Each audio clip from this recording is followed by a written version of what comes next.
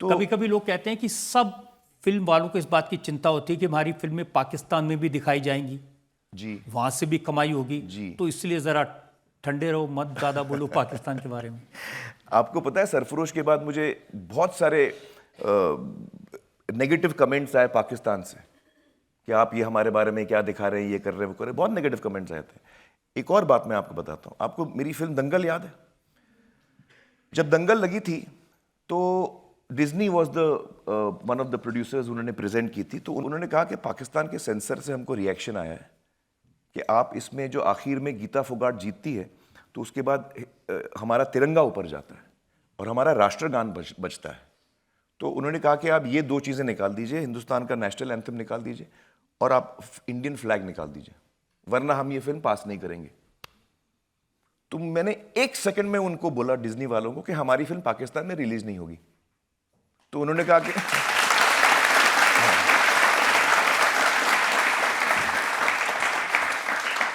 मतलब एक सेकंड में मैंने, मतलब ये मुझे सोचने की जरूरत नहीं है। तो उन्होंने कहा कि हमारा बिजनेस में फर्क पड़ेगा, हमको नुकसान होगा। ऐसे जो हमसे ये कहेगा कि हमारा इंडियन फ्लैग निकाल दो और जो कहेगा कि हमारा राष्ट्रगान निकाल दो, उनमें मुझे इंटरेस्ट ही नहीं, मुझे वो धंधा मुझे चाहिए ही नहीं। सबसे ज्यादा धंधा आपको अगर कहीं से मिला है, पैसा कमाई हुई है, वो चाइना से हुई है? नहीं नहीं नहीं, इंडिया से हुई है। मेरी सबसे ज्यादा कमाई इंडिया से हुई है। चाइना में एक फिल्म मेरी बहुत चली है, दंगल, दो फिल्में, एक सीक्रेट सुपरस्टार और एक दंगल, लेकिन मेरी कमाई तो यहीं से भाई। चाइना में बहुत बड़ा स्टार आपको माना जाता जी है। जी जी, वो मेरी फिल्मों को बहुत पसंद करते हैं जी। आप तो चाइनीज जैसे दिखते भी नहीं हैं। आजकल लोग पूछ रहे हैं कि भाई टर्की दुश्मन वहां ये गए थे, चाइना ने पाकिस्तान से सपोर्ट किया, ये चाइना में ही बड़े स्टार हैं। अब मैं क्या करूं? उस वक्त जब दंगल लगी थी, सीक्रेट सुपरस्टार लगी थी, तब तक तो हमारी कोई तकलीफ भी नहीं थी चाइना के साथ। चाइना के साथ हमारी दोस्ती थी। और चाइनीज गवर्नमेंट ने आपको अवार्ड दिया, नेशनल ट्रेजर ऑफ इंडिया। हाँ, उन्होंने मुझे अवार्ड दिया है, नेशनल ट्रेजर ऑफ इंडिया। लेकिन आप ये सोचिए, उन्होंने ये नहीं कहा नेशनल ट्रेजर ऑफ चाइना, उन्होंने कहा नेशनल ट्रेजर ऑफ इंडिया।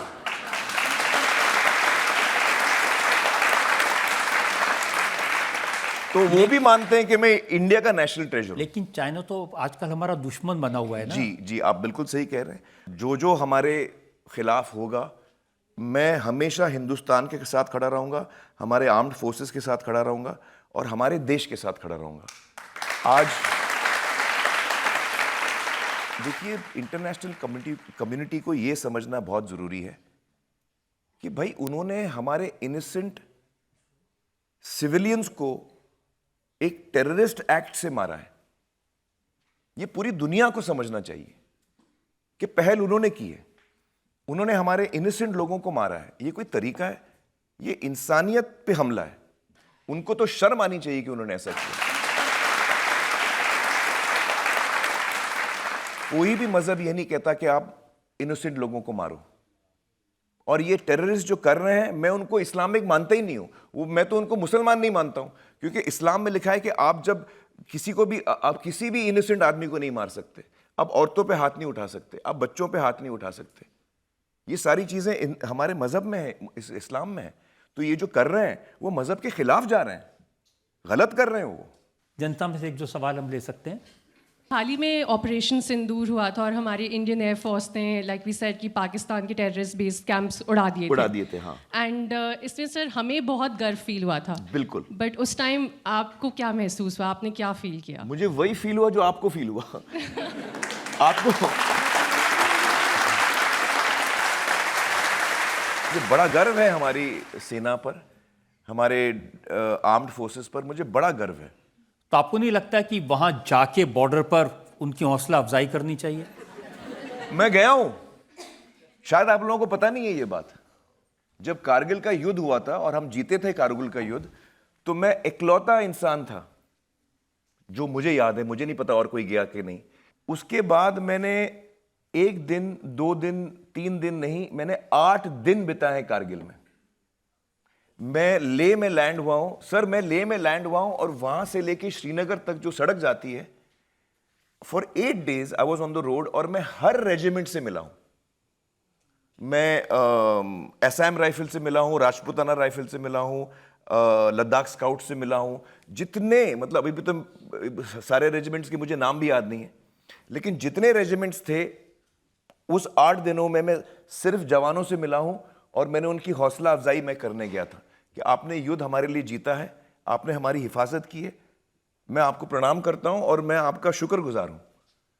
ये मैंने किया है। मैं शायद इकलौता हूँ, और कोई गया है भाई मुझे बताइए? और आपको नहीं, याद है कई कोई लोग गया? गए हैं वहां पर, उन्होंने गाना गाया, डांस किया, फिर वापस आ गए।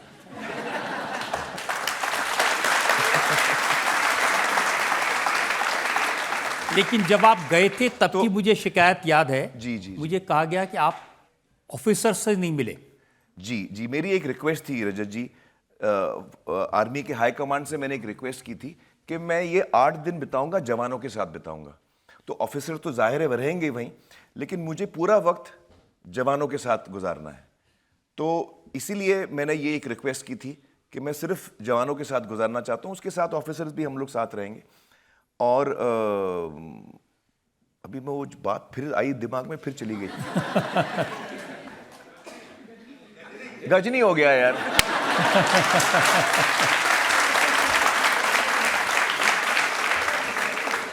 चलिए वो बात मुझे आएगी दोबारा। 8 लेकिन दिन आप रहे, जी, मैं जवानों 8 के दिन साथ रहा। रहे। हाँ। और कारगिल के अलग हाँ, मुझे याद है। मुझे याद है। देखिए ये बहुत बड़ी बात सर, मैं ये बहुत बड़ी बात बोलने जा रहा हूं और आप मेरी बात से सहमत होंगे। मैं गया था वहां पे उनकी हौसला अफजाई करने। 8 दिन मैं जब रहा उनके साथ तो मुझे रियलाइज हुआ कि हमारी जो इंडियन आर्मी है, जो हमारे जवान हैं, उनको हौसला अफजाई की जरूरत ही नहीं है।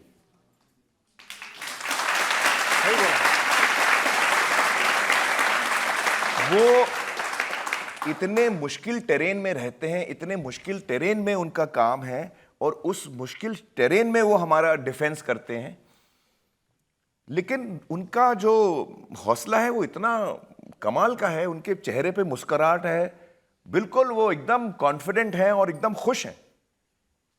तो उनका जो मोराल, मुझे लगा मैं मोराल बूस्ट करने जा रहा हूं, नहीं, उन्होंने मेरा मोराल बूस्ट किया। Am I right, sir?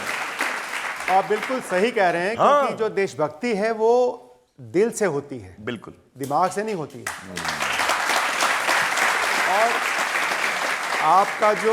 आपका जो ऑडियंस कनेक्ट है जी, वो दिल से होता है, दिमाग से नहीं होता। बिल्कुल बिल्कुल। अब इससे बड़ा किसी को देशभक्ति का क्या प्रूफ चाहिए कि एक इंसान का 140 करोड़ लोगों से दिल का कनेक्ट है।